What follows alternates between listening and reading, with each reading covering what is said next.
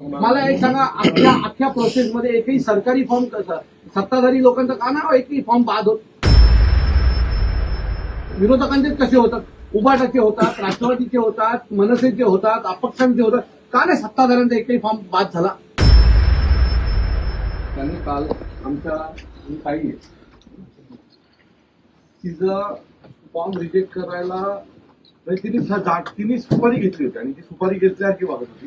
ही मुलगी कॅमेरा तुम्ही चेक करा, निवडणूक यंत्रणेचा जो कॅमेरा आहे तिला सांगितलं एकच पेपर कमी होता तिच्याकडे. पेपर तो त्याने काय निवडणूक यंत्रणेवर फरक पडेल असं काही पेपर नव्हता, डॉक्युमेंट नव्हतं. म्हणजे तिचा ऍफिडेव्हिट चुकला होता, फॉर्म चुकला होता, असं काही नाही.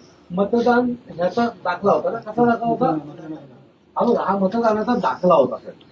बरोबर, हा एकच पेज तिचा दाखला काढलेला. तो पण तुम्हाला सांगतो काय झालं. हा बघा, हा दाखला आहे ना, हा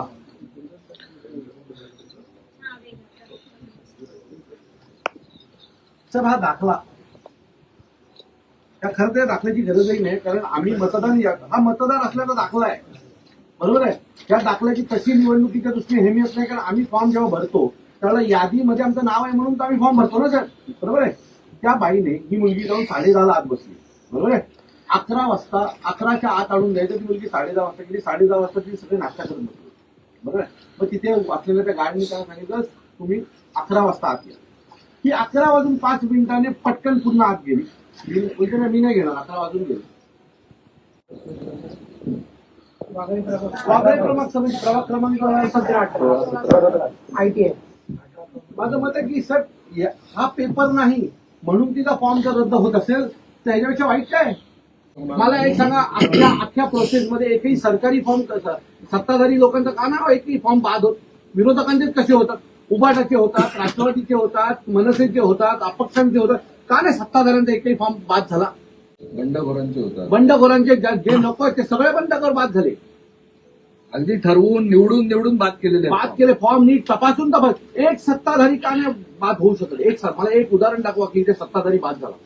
सो हे सगळं प्लॅनिंग होतं, ठरवून गेलं होतं. सत्ताधारी एकही फॉर्म कुठेही बाद झाला नाही. पण विरोधकांचे फॉर्म बाद झाले, अपक्षांचे फॉर्म बाद झाले. हे सगळं पाहता ही संपूर्ण निवडणूक यंत्रणा ही अतिशय वाईटरित्या चालवली जाते.